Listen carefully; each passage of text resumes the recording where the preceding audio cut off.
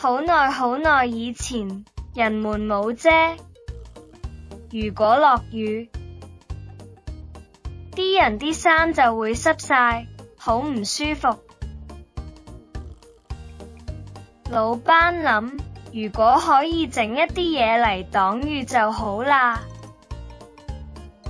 有一日落雨，老班見到一個細路仔頂住一塊荷葉，喺雨入面慢慢行。老班覺得好得意，就揾咗一塊荷葉頂喺自己頭上，又輕又擋雨，真係唔錯啊！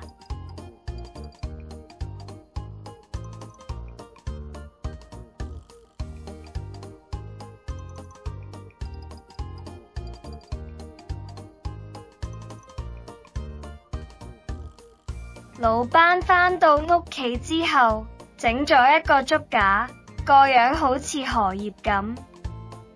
佢又揾咗一張羊皮，黐喺竹架上面，呢樣嘢就係最早嘅遮啦。